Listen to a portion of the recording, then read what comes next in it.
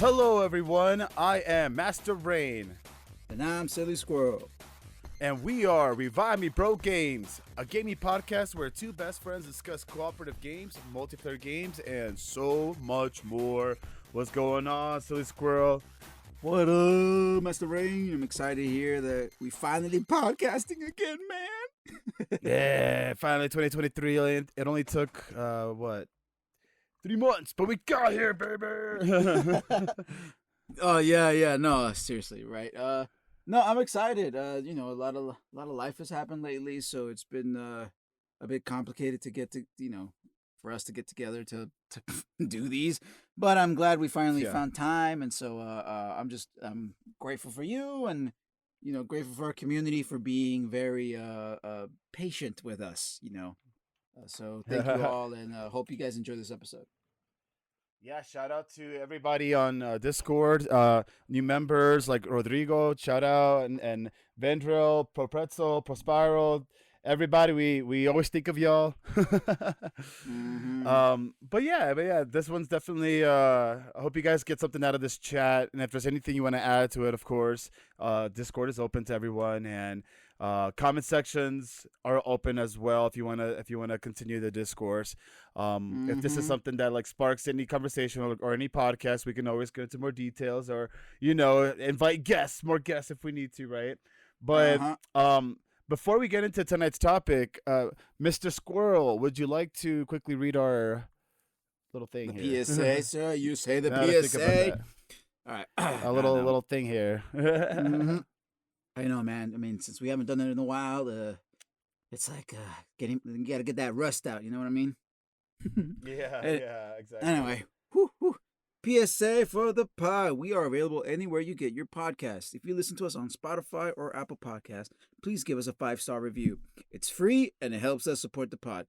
Plus, we are giving away free merch. All you got to do is send us a screenshot of your 5-star review to our email or social media with your name and address, and we will send the goods wherever you are. Also, remember to check out our YouTube page with our latest streams and, of course, episodes of the podcast. A few of y'all have definitely received some stickers, and they've sent it to us and posted it online and all that. So thank you so much for that. And hopefully, as the year goes by, besides stickers, we're thinking T-shirts maybe one day. So the more you support us, the more goodies everyone gets. So go give us those 5 stars. R&B ninja headbands. I know. Oh my God, that's a good idea. Let me write that down. Write that down. R&B ninja headbands. I'll have to take a photo of how I wrote that down because it's just scribble lines on a paper. Awesome.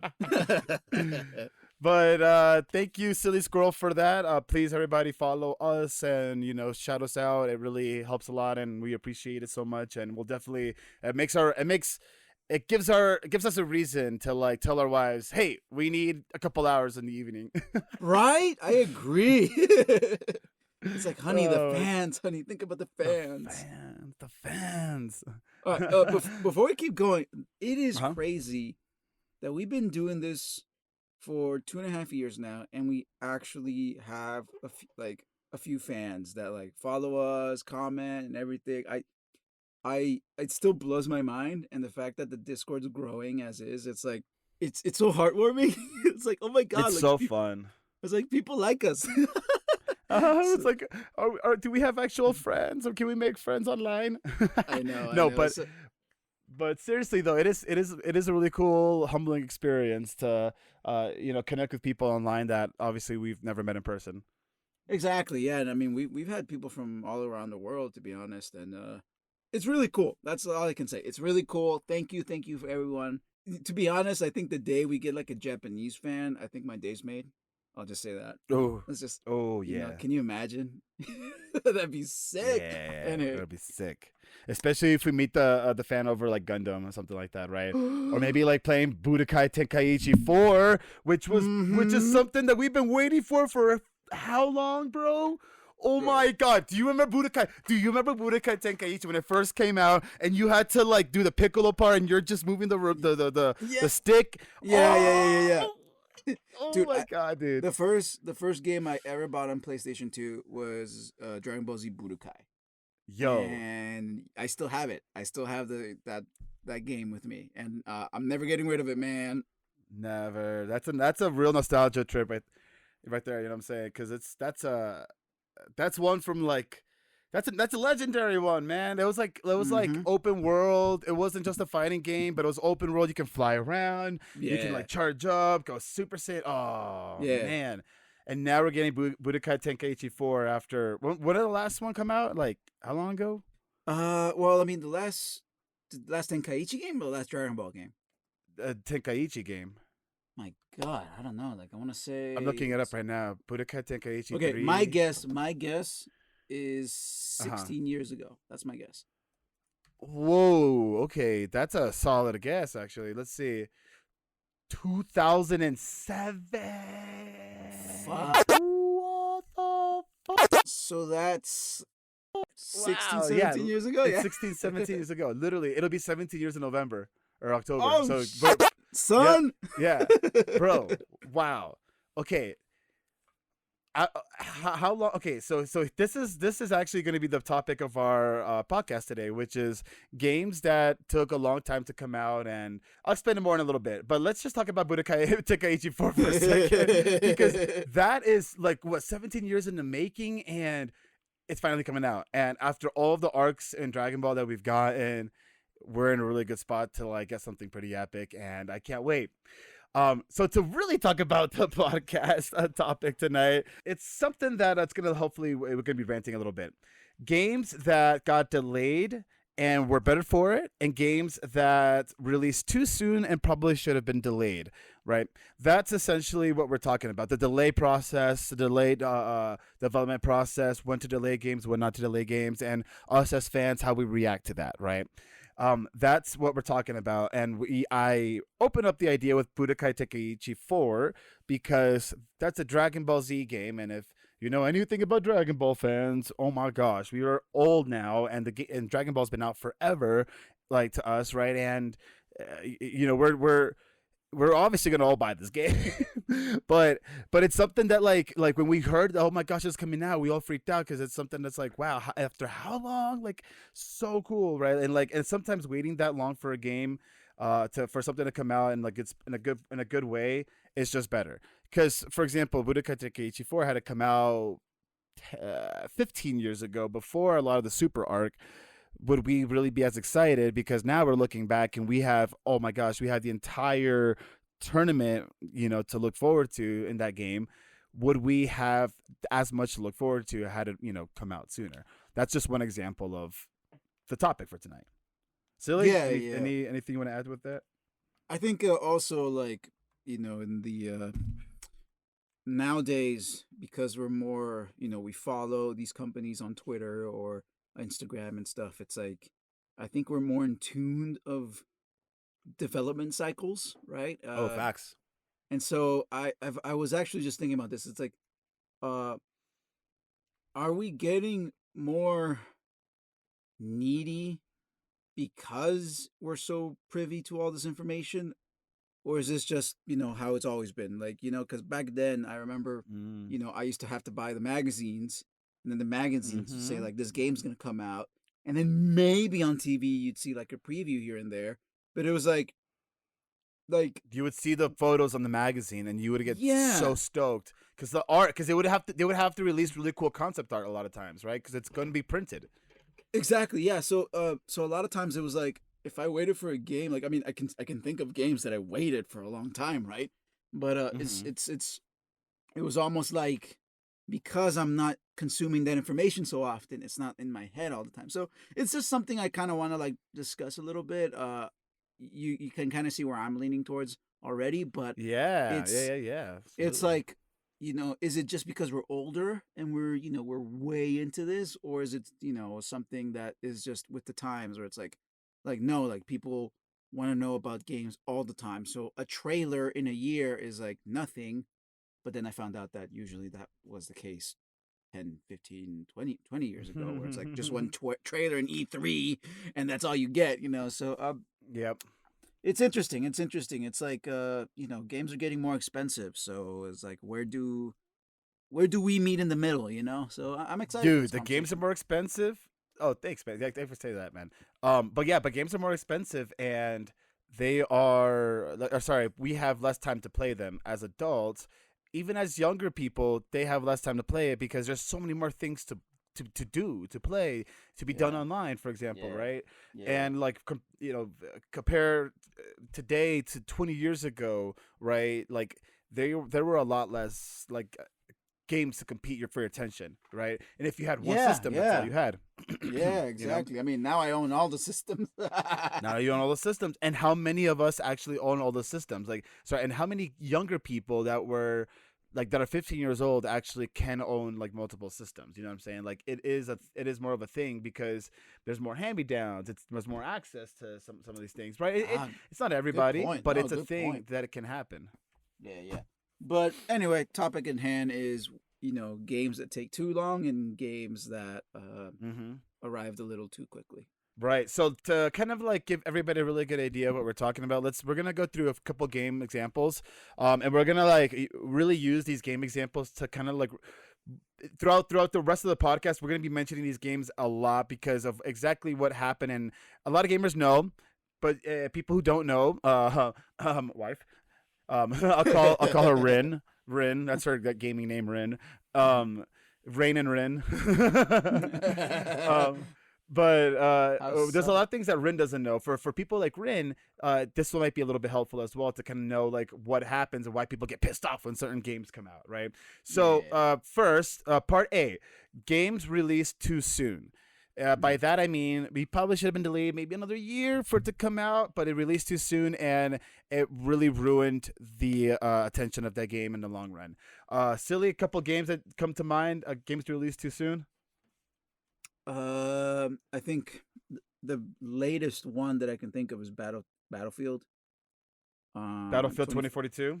Yeah, which that one I mean, I say that because it was very undercooked, to use a term, but Ooh, it was like the middle was raw, dude. yeah, yeah, yeah, exactly. It's like, but I understand also that they usually these games get released in a certain time, right? Like October, November, because of the holidays. Uh, so it was one of those where it's kind of like trapped, where it's like they have to release during that time because if not, they have to fight an uphill battle against Call of Duty, and The monster. you know, yeah, and then historically, it's like those are the usual months where these games get released anyway. So it's like, was it too soon, or maybe they didn't need another year? Like it's that one's a little, I guess, a little more complicated. But I think the one that I think everyone probably thinks about like immediately is Cyberpunk. Um, Ooh, solid mention, sir. and how that game actually got way better as time went on. And I do have a few things that I think people should know Battlefield about. 2042, Cyberpunk 2077. Just stop I know, using 2000 whatever in the games. Stop. I know, I Madden know, 2000 no sé qué. It's stop it. It's done. I know. It's ruining Doom the game. 2016. Anyway, but Sorry to cut you off, bro. no, no, no worries. But it's like, yeah, it's like Cyberpunk is now a very, very playable game, a phenomenal game in my opinion. Uh, but I think there's a few I've things that yet to people return. should. Oh, dude, you need to get back in there. I But know, dude. it has a lot of stuff going for it now. Like it's very playable. This is gonna be the podcast that's gonna send me back into Cyberpunk because I miss it. I'm not gonna lie. I miss the game, but it kind of Mm, broke my heart when it came out. When there are certain things I wanted to do that I thought I was gonna be able to do, couldn't necessarily do. But then you continue on, and then things start crashing, don't work, and then you spend all yeah, this time in the yeah. game, and you just don't want to you don't want to feel like all this time was wasted. Mm-hmm. So you stop playing, you play other things, and then you just never come back to certain games. But yeah, Cyberpunk 2077 is one I want to return to. Uh, Another game that I feel like this also happened with, like where came out probably too soon, is Halo Infinite. And the reason, like point in case or case in point, case in point, whatever with that game is Yeah. it didn't even have multiplayer in the story mode. Every Halo needs to have even Halo 5 had it, but you had to buy Yeah. 2 consoles, which was stupid. But That it was had very it. stupid, but it had it. But it freaking but freaking had it. It had it.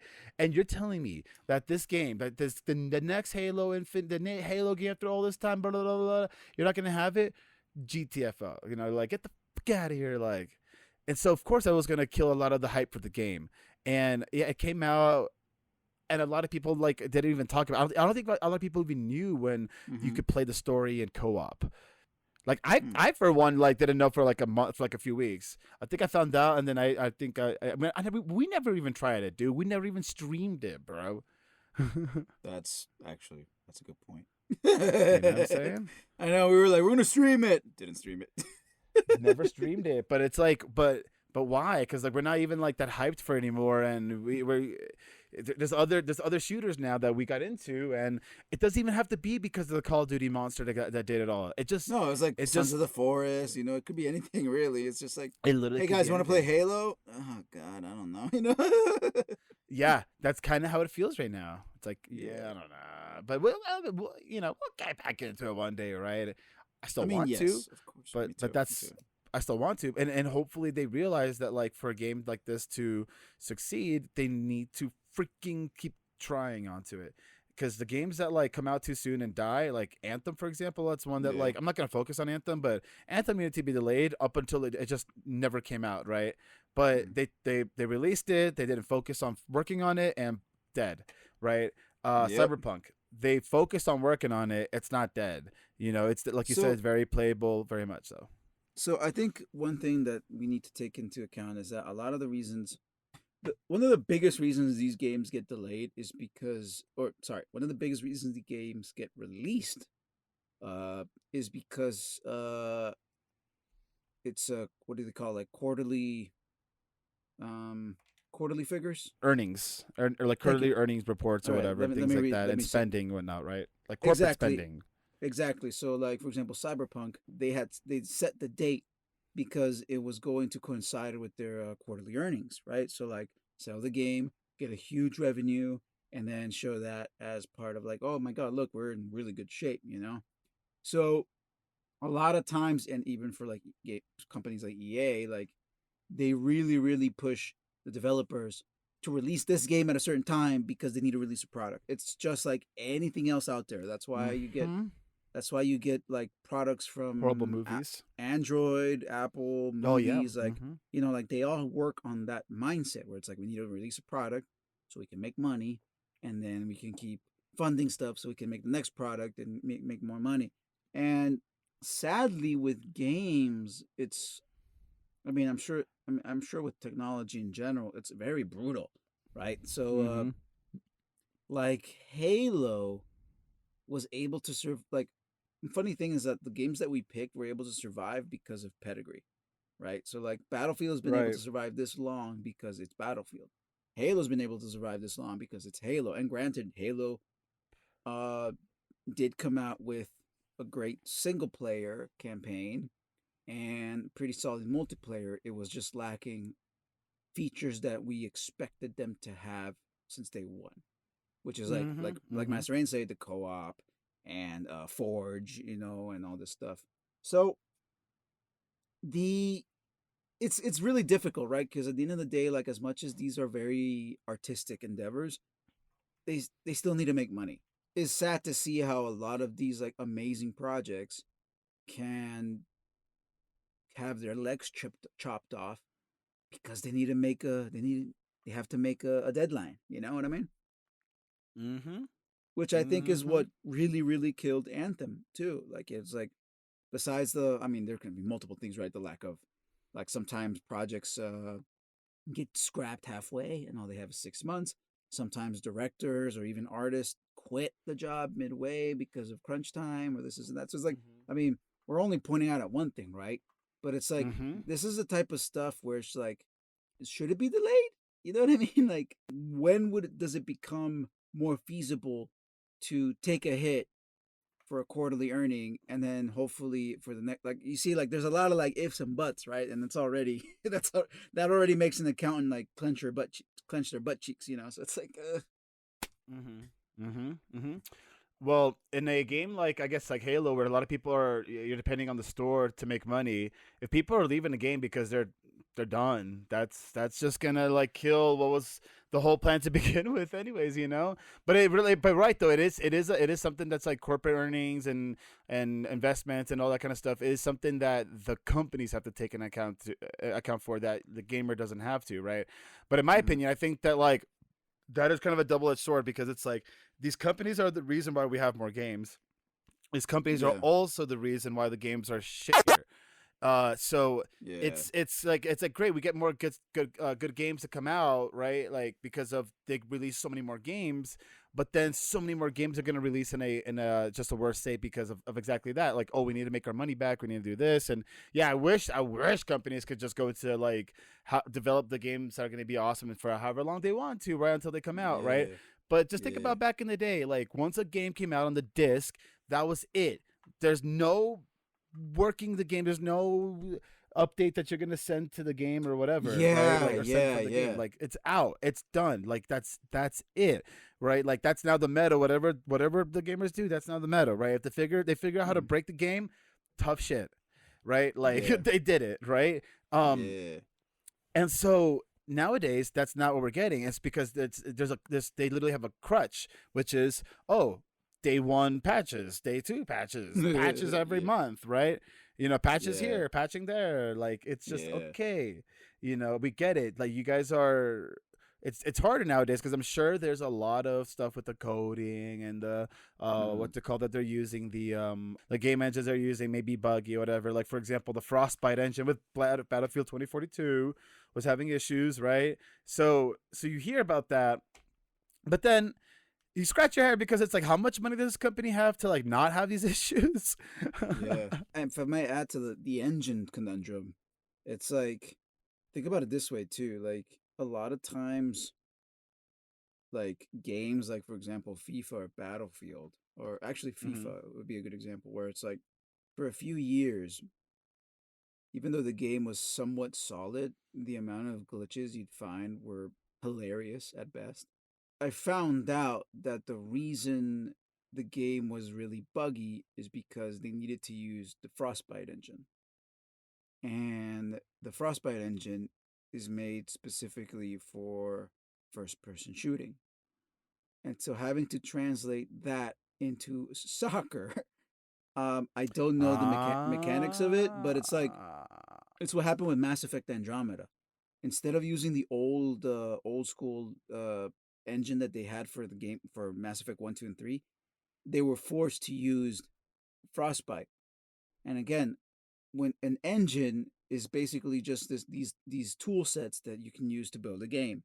Well, a good example of a good engine would be the Doom engine, the original Doom from back in 1995, where it's like people were able to grab that engine and make their own first-person shooter games. That's why you had to do all these Doom clones, right? Because Mhm. they basically they reskinned and remade the game differently, but the engine was the same because they were making a similar genre of games, right? So now imagine translating that, right? A Doom engine, and you try to make an RPG.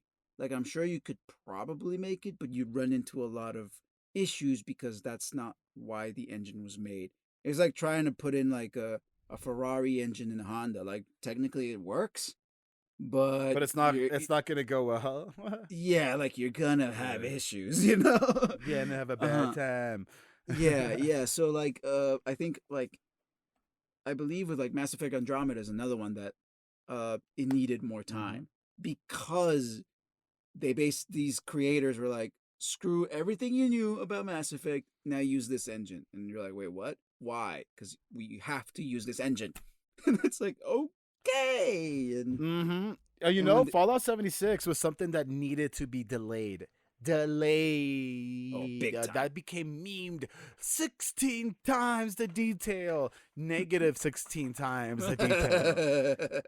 dude, that got me so hard. Angry Joe went so hard on that one, bro. But well deserved, dude. They fucked it up, right? Mm-hmm. They done gone fucked it up, as he says, to quote him. Um, but it's something that we can see how these companies just like release their games to make their money. How much money did they make with Fallout 76? How much money did they Yeah. make with like releases of games that are buggy? How much money did they make with Anthem that like Yeah. died on arrival? Literally died on arrival. I Dude. know. And again, there's more to it, right? Shigeru Miyamoto said a delayed game. The basic gist is like, I rather delay a game longer and have the game come out perfect and be remembered than have the game come earlier and Yes. be forgotten. So That again, is I'm good. totally misquoting Shigeru Miyamoto, but that was the main. That's the idea. That's the main gist of it. And so, like That's it's God, like I feel for the developers, man. right, and that's a good transition now for the essentially the part B of the games that we're going to be talking about, which are the games that got delayed and were better for it. And what better one to bring up first but Breath of the Wild, the Nintendo game, right? Breath of the Wild, delayed. People wanted it for so long. When it finally comes out, though, it is a masterpiece.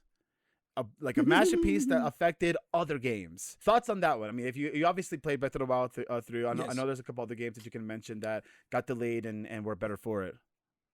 So Breath of the Wild is, I think, a good example of basically a Nintendo's policy, where they really wait till the game is playable. I have yet to remember a game that is. I've yet to remember a Nintendo game that came out crap. Well said. Okay. Like if there is one, let us know. I would love to hear if there has been one. But right now, my memory serves me that no, this hasn't happened. And what was most fascinating is that Breath of the Wild was announced many years prior, and Nintendo just slowly like gave out, a trailer here, a trailer there, art here, art there. Very much how other companies would show off their games, right? It's one of those things where it's like, as much as Master Rain and I have talked about Nintendo and the way they do business and how we fucking hate it, but you got to give them credit for having patience, where it's like the customer knows that whatever they're gonna release is good, and what I mean by good is that it's optimized. So, for example, even though It's gonna work. yeah, Forspoken. exactly. God. I never played it, but to see what they did on PC, like, oh my god. So like the latest like Mario Strikers game or the latest Mario Golf games and all those, like, I mean, I have some grievances with those games, but my grievances are more about the content and what they didn't add and some of the shit that they did. When I bought Mario Strikers, the latest Mario Strikers, it worked perfectly. No bugs. I could play the game right away. There was no online feature on day one. You had to wait a few days for that. But then after that, it's been working fine. If you have a good internet service, it works fine. So now and then you'll have some lag, but I think that's inevitable. But at the end of the day, the game came out in a good state. And so did Breath of the Wild. So did all these other games. Because Nintendo knows that A, that's the standard that they've set for themselves. And B, fans, even though we're all angry and pissed, once the game is out, it's out. Just like Master Rain said. It's like, it's out. Here you go. Now, granted, Nintendo has been doing the whole, like, every month or so, they'll add a DLC, right? Like, oh my God, you want to play as Shy Guy? You want to play as Daisy? And I just roll my eyes with that practice. But the game works. Right. At the end of the day, the game works. You cannot take that away from Nintendo. That's huge. That's something that what's the last time we like give like a commendation to a game for doing that was like actually Elden Ring actually.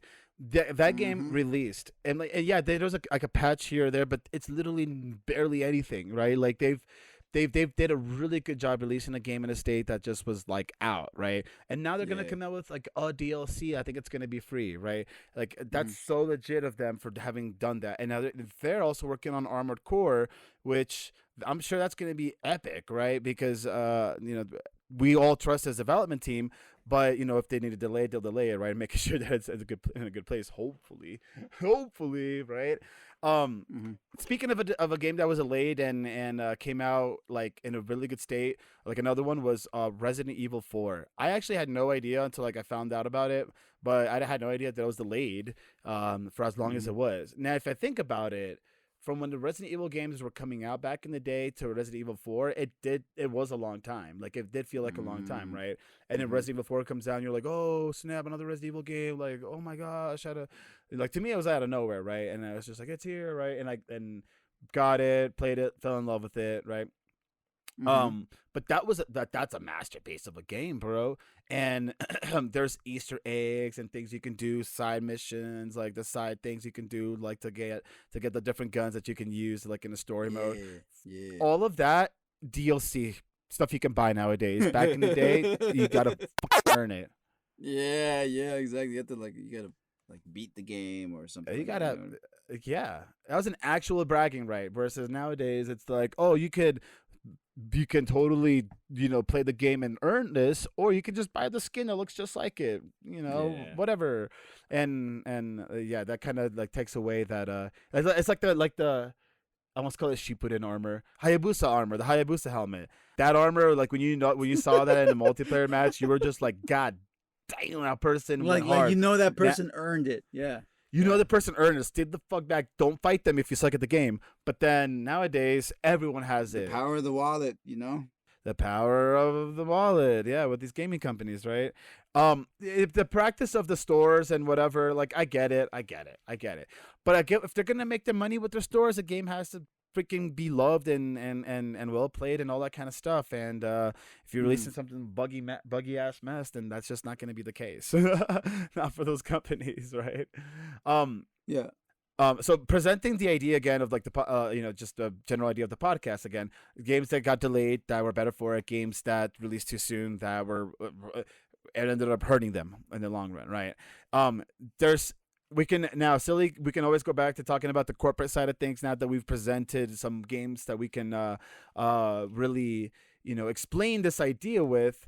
But here's my question to you though: would you prefer games to come out and for the developers to just like be fixing it as they go and you get to play it because you're so excited to play it, or would you rather just get the game and know that it's solid, like from the time that you're playing it, that it's all good to go? Like, what would you prefer? I mean, the obvious answer is just release the game when it's done, right? That's the obvious answer, it feels like, right? That's what my heart tells me. The one aspect of if you're gonna like give me flavors, so to speak, would be okay, like whatever happened to game demos. Like I know Resident Evil 4 had a demo. Yes. Yes. And honestly, like why can't we just do that? Like before, like I don't know if I don't know exactly the mechanics are in terms of like how to make just this part of the game available. Like it's like I don't know how that works or how easy or hard it is to make a demo. But like would it be so hard to like really create a demo so that players can play it and then see if they want to buy the game or not, and that could buy you some time? I don't know. The one aspect that I don't mind having kind of like piece by piece is a little bit of what Valve's doing, where it's like games get released and they tell you this is an alpha, this is a beta. Yes, you pay money for it, but you kind of already go into the game knowing that it will get better, right? But you don't. But most of the time, But most of the time, you don't pay full price. So, like, I think like Sons of the Forest is a good example, where it's like I think you pay $30, and the game's basically almost done, but not quite. And the developers are like, "Here's the game. We're only gonna let you play this much, right? There's still a lot of stuff we need to add, but go have fun." And it's been fun, It's been fun. But we already go in with the mindset knowing that the game is not fully cooked. Right. So it's like basically we're eating the cookie dough before the cookie's cooked. I mean, it's still damn good cookie dough, It's still good cookie dough, right? Yeah, exactly. You're excited to eat it, but you at least you know that you're eating cookie dough versus like somebody telling you it's a cookie and you bite into it and it's just a mess. Yeah, so Like like when Battlefield 2042. exactly, so it's like when we play Sons of the Forest and we encounter bugs, it's We okay. get it. It's like, oh, we get it. But it's also backed up with like, you know what? I paid $30 instead of 60. If we paid 60 for an alpha, I'm looking at you, Star Citizen. If we pay 60 for an alpha and it's like unplayable, I'm gonna get pissed. Right. I'm gonna Absolutely. get pissed. Absolutely. And like Star Citizen's a good example where that shit's taking way too long. And Master Ain and all the Yes. group and I have played the game. And dude, It's pretty phenomenal at times. it's phenomenal, but until you actually start playing it. Like if you just go around and look at shit, it's like, ooh, this is nice, Mhm. And then you're like, okay, can I go kill these guys? Bug after bug after bug after bug. Mhm. But it's like I get it. It's an Mhm. alpha. But actually, I should look up how much I paid. I'm pretty sure I paid like $40 to $50, and it Not was. as much as Sapito paid him. Oh yeah, true. Actually, I'm gonna look that up. But yeah, that's what I think. I think if you're gonna release the game, release it when it's done. That's my opinion. That's a good way to say it. Now we do fall for those alpha games, like those games that are not full release yet. We buy into it, we play them. Yes, like we totally do that, right? But for a company to hear, oh, we're gonna only release the game until like it's ready. A lot of the companies out there are just gonna be like, oh, then we're just a lot of games that we're never gonna be able to like actually release. Because we know that the development's going to take too long and we need the money from the cycle of the game releases or whatever to like continue the development on it. It's like hold up. Yeah. And I think some companies are thinking that way too. And it's it's like, again, mixing the corporate with the gaming and the art form, it just I feel like doesn't really mix well. But that's kind of like the double-edged sword because we also need them to be able to create these shit, right? Yeah. Now, so kind of going back a little bit, let's see here. Star Citizen. That's a good example of something that hopefully doesn't stay in the development forever. Valheim. Valheim is one that like we played, we got to like a good like ending, quote unquote, and we're like really excited for them to release more. But they took forever. I was making and it took forever. Now I was saying the other night, like, okay, with like $10,000, they made the original Valheim that like everybody freaking like gushed over. Now that they have millions of dollars and an amazing horse, they can't like actually finish the game. Like, what's going on? Right? Yeah, Like, yeah. what happened there? Right? And like, oh, because it's gonna be perfect. Da, da, da, da, da, da. Like, how perfect? Is it because of the bugs? Is it because you're making the game that massive? Whatever it may be, I'm excited to see when it comes out, quote unquote, like finished full release. But that's the thing though. Like that's the full other side of the coin from releasing too soon to like when is this game gonna come out? Which yeah. Now we'll see. Star Citizen. Star Citizen is kind of like a really good like case study in this because once that game is fully released, maybe in 15 years, but once the game is like fully released, if it slaps and everyone loves it, and this becomes like the Ready Player One Oasis, and everyone's playing it, people are going to school on it, people are dating on it, if it becomes like that, okay, my hat's off. Hats off to the developers, right? You know what I'm saying?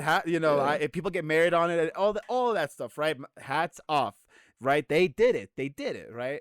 They really stuck to their guns and released something that was an amazing way and whatever, right? No Man's Sky is probably like the best example of a game that made the comeback. The game that released too soon and it was like definitely shitty, but the developers stuck to their guns and over time not only became an A+ game, but became an SSS tier game.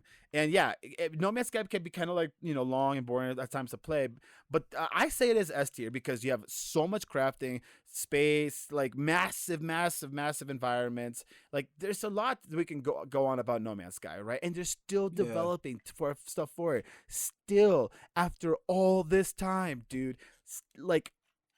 Not a lot of games have that can say that. I mean, yeah, Cyberpunk can say that, right? for sure. We know Cyberpunk can say that because they definitely stuck to their guns, and CD Projekt Red made sure the game was gonna come out well, and there's updates and stuff for it that are gonna be legit, right? Yeah, yeah. But dude, No Man's Sky definitely, in my opinion, is the king of this. Props to them. Like it's been like 6 years since they released the game, and the games. Oh, it's been longer than that, I think. I it's been 2016. I want to say, right? Oh yeah, actually. Okay, Right? so about Like it's 7 years yeah. ish then. Okay, yeah, maybe, yeah. So where I'm getting at is that the developers had a vision and they worked on it, and it's almost like commendable that the fact that they kept to it. And Yes. it's one of those rare instances where like the company has one game and one game only, and I mean, granted, they did make enough money in the beginning because people still bought it. It's almost like rare to see, right? Like if I play the game now, it's gonna be different than my experience the last time I played the game, which was 3 years ago, which is gonna be different Mm-hmm. than the experience that I played the game 6 years ago. Because I played that game like 3 to 4 times, and sadly, it's not for me. But I did appreciate how much every time I went in, how it changed, and I was like, "Holy Mm-hmm. crap!" Like I was like, Yeah. "Wow." Yeah. So Cyberpunk is one of those games that had was very much affected by COVID. The one thing that people need to understand, because there was a lot of hate on the game, and I mean some of the hate was earned because they promised one thing and delivered another. But Right. I thought it was weird that the PC version of the game was pretty great, but the Xbox One, PlayStation, and all these other consoles, it was It was so ridiculously bad. Yeah. unplayable bad. And You're right. I end up finding out that the reason that is because when COVID hit, the developers could only work on the PC port of the game. In order for Yep. them to work on the PlayStation 4, PlayStation 5, and all the other console versions, they needed to use these developer consoles that are given to all the developers, right? So that they can build the game and test it and stuff like that. They're very different than the PlayStations that we get Actual. commercially. Yeah. Yeah. Well, because everyone's working from home because of COVID, they can't necessarily go to the office, take the console, and take it home. Plus, there's liability, and there's also the NDA kind of type of risk. Can't just So pull it out of the event, no, right? like they can't. It's a liability, and so Mm-hmm. all they could work on was the PC version. You know, the other Wow. one when they had like I don't know how they did it, but like maybe once COVID kind of came down, they all like went in back and they're like, oh my god, we got to work on this. But it's like the more you understand how games are developed, which I can definitely recommend a few channels, uh, the more you understand what causes these games to be half baked. And so, like, as much as I, as a consumer and a gamer, want my product to look and be good, you kind of sometimes need to look into what's happening with the company in order to understand why this is. So, for example, with Mm-hmm. Battlefield, DICE must have been pressured to release this, and they had no choice. Mm-hmm. Mm-hmm. And Mm-hmm. that sucks because the first thing everyone's gonna say is like, man, these developers, they should do this, and that. How dare they not do this? Can you like imagine the developers themselves saying like, we really wanted to do that, but they didn't let us? It's like, ah, man, like I don't know. I would love to honestly That interview a happened. developer. I mean, that'd be great, right? I think that definitely happened with Destiny and Activision. Like that when Destiny first released, like right before it was gonna come out, like they pulled a lot of the story and then they chopped it up and then Mm-hmm. released the game. And then that's when everybody with Destiny 1 came out. They were just like, wait, what the hell is this? It kind of Oh feels yeah. like a third of a game. Like, why is it a third of the game? Oh, is it because they're gonna sell the rest of the game over time? And for that Mm-hmm. first like cycle of Destiny, they kind of did. And over time, it kind of felt like they were keeping the game alive just because people were like buying the DLCs every month, right? And if people wouldn't buy those DLCs, it would seem like the next one that would come out would be like, oh, epic. It would be like this, oh my gosh, a big part of the story was getting released. Oh my god, everybody come back and play, right? And Mm-hmm. now if you look at Destiny, because so many people are gone, what have they done? They've dropped like a lot of like massive story things that like if you play Destiny from the beginning, you might be like, oh my god. But the truth is, I'm done. I know Johnny Boy's done, right? Like Yeah. they're not getting me back, and it's some of those decisions that Activision made at the beginning to like chop it up, make it a more sellable game that they can make more money with over time, because it really does come down to the money. It really with those companies, it really will. It really will. I mean, that's why they're developing games for us is so we can buy and they can make money. Yeah. So honestly, the But best thing yeah, you can do is vote with your wallet. You you know, vote with your wallet. that's Yep. why we try to. That's why I made a lot of us like, especially me. Like I wait at least a month before buying the game, unless this is a game I've been like dying to play all my life. I wait. So like for example, when The Last of Us 2 came out, I bought it right away. And honestly, Mm. it was pretty good. It was pretty steady. When Call of Duty and Battlefield came out, I was very hesitant. Mhm. you Mhm. know, uh, be, Mhm. even though I know that my experience is gonna be good down the line, it's like no, if I give them the money now, it only tells these companies that that's okay to do. Hence why we see so many times where like with Halo and all these, where it's like, here's a half baked game, give me money. No, that's like I don't buy an iPhone expecting it to do half my calls, you know, or expecting it to Uh-huh. only allow me to install 10 apps.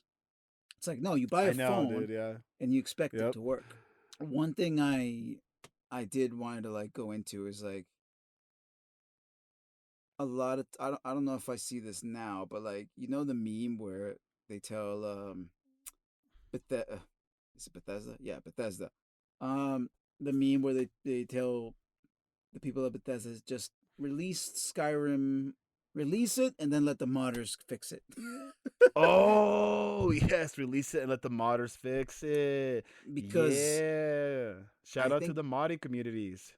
yeah, I think one of the things that console gaming really lacks right now is modding from PC, and a lot of times PC modding can save a game. And I can think of like a few examples like Fallout New Vegas, Vampire Bloodlines, even Skyrim, where it's Fallout like New the Vegas. modders gave those games more life. And I mean, granted, I mean, Skyrim is one of those that's like, I mean, people played it regardless.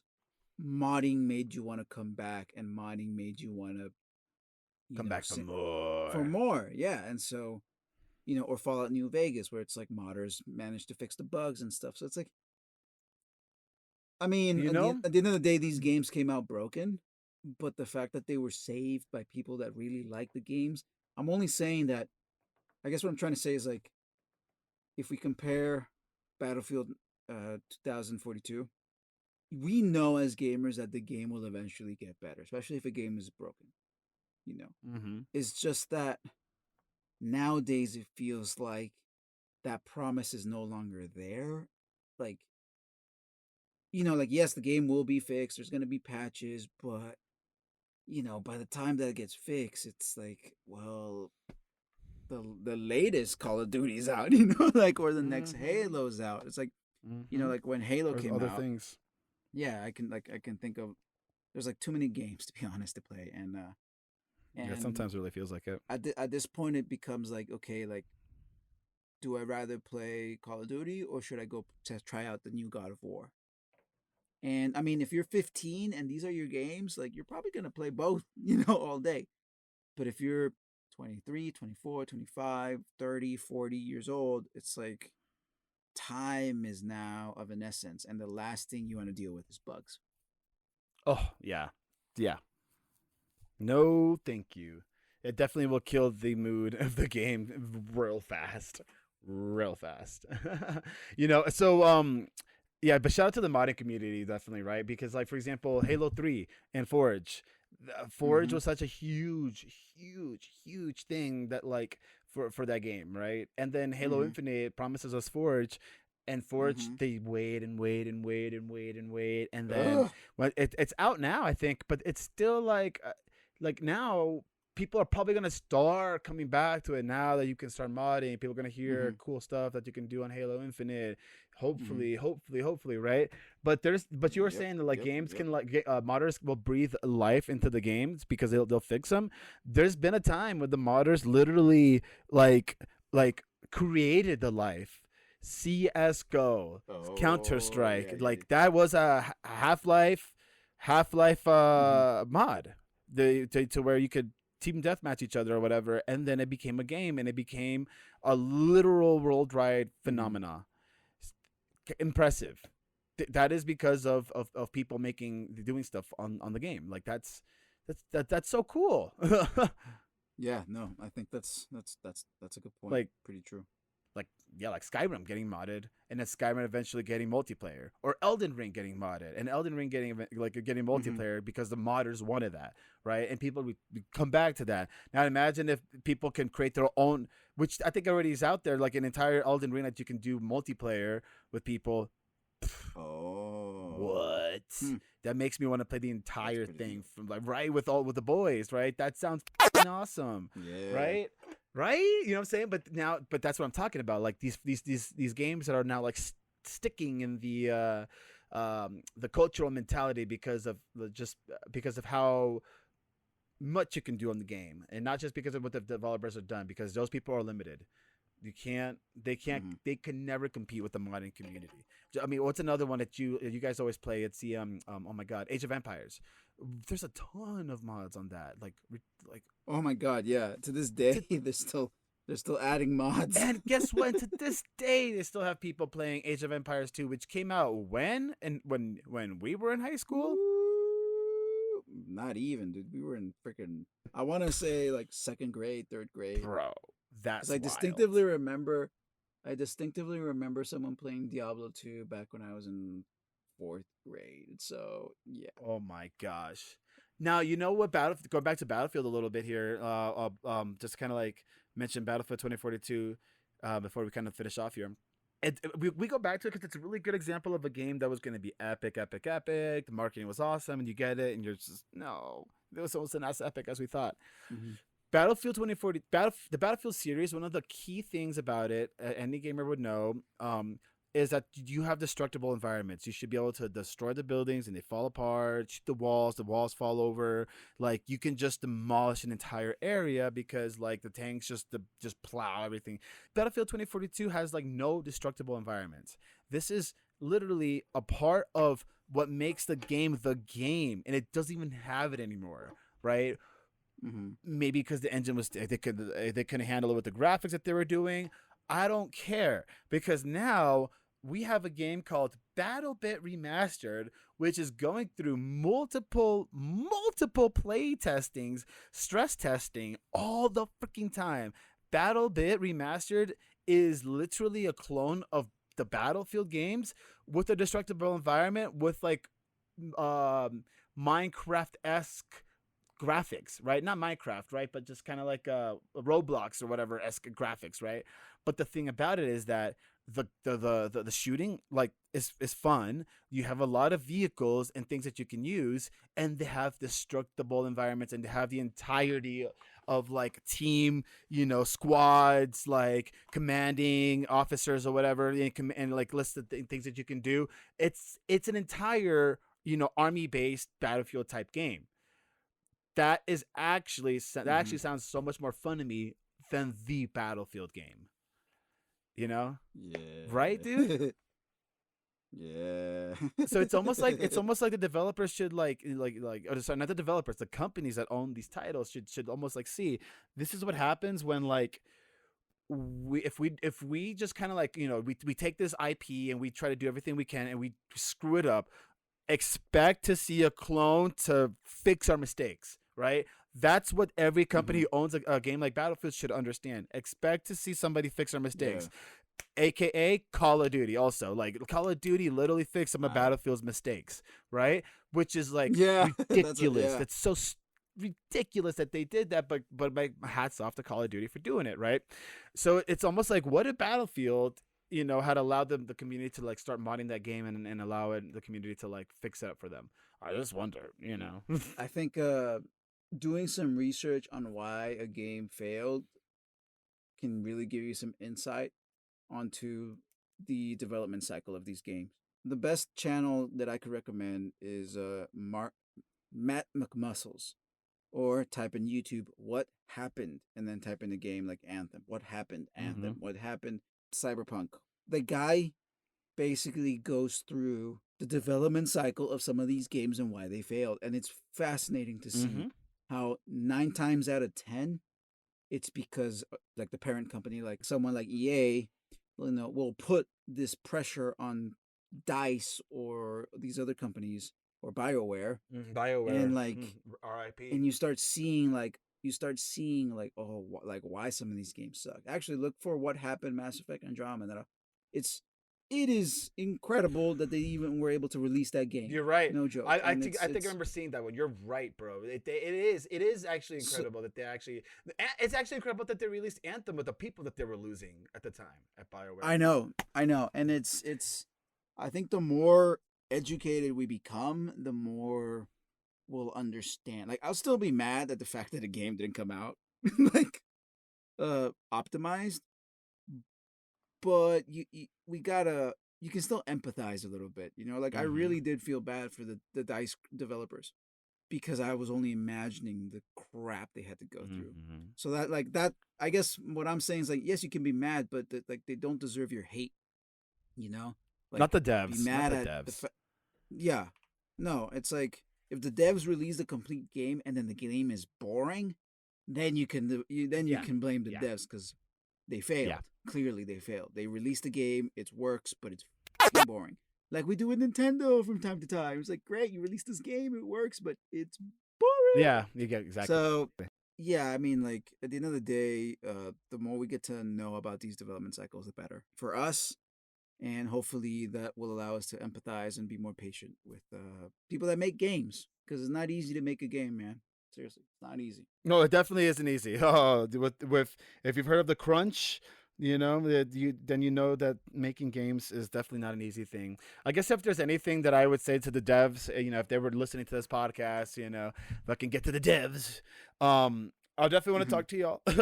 but I definitely respect what you guys do. I respect what developers do, what game developers do, because it is not easy a lot of times to come up with something like epic that's going to blow everybody's socks off, right? Whatever. To work for these companies, it is definitely a stressful thing to do. So I definitely respect people to that. I respect them for that. And if I could talk to the corporate people who run these development companies and to the investors, it would be better to take some losses sometimes in order to make sure that what comes out is fire, instead of just saying, okay, let's make a little bit of money here. Let's just make some of the money back and then be done with it. It would be better, in my opinion. But that's just my humble opinion. I know you guys don't want to lose any money. It's obviously I don't want to lose any money, but at the same time, I currently work on art and I have a hard time releasing it until I know it's, Damn right. Thank you, everybody, for listening to this episode of RMB, Revive Me Bro Games. We definitely can go into more details into like all the specific games. But after this podcast, I think would be something really interesting would be to go back into Cyberpunk and to stream that again and see how it is. I was literally thinking right before we started this podcast, man, I'm going to want to play Cyberpunk after we get done recording this. And I'm probably going to want to restart the game from the beginning just to see how it is from the beginning again. Because I remember that one time you sat down with that one dude to eat and you looked down at the food and it was like Nintendo 64 graphics with the food. Not even, bro. It was like Game Boy graphics, bro. It was like, what is this trash? I know, man. I know. Yeah. But thank you, everybody. Make sure to follow, subscribe on all the platforms. We'll definitely be streaming as often as we can. There's a lot of games that we obviously would love to stream and want to stream. Definitely some games on the horizon that are coming up. May 12th, I'm looking at you, and if you know, you know. Like I said, follow, subscribe. We are very, very close to our first giveaway off of Twitch. We're at 90. followers on Twitch. So 10 more people, 10 more followers. Tell your friends, tell your family, tell your pets. Have them follow. And as soon as we hit that we hit the 100 followers on Twitch, we will be doing a pretty sweet giveaway. It won't just be one prize, it'll be a few prizes, but we'll announce that once we we're there. Yeah. Silly Squirrel? No, and just keep in the lookout for of course more podcasts. We'll be releasing some more sooner rather than later. So again, thank you for your patience, guys. We do have a lot of plans in regards to what we want to stream and what we want to like talk next time and the people that we are going to have on. So again, thank you for your patience, and we'll be seeing you guys real soon. We'll see you guys soon. Peace out, everybody. Master Rein out. What's up? Bye-bye. Why did I say what's up? I meant to say bye-bye. What's up? Aloha. Aloha. Just say aloha. Aloha. Mahalo.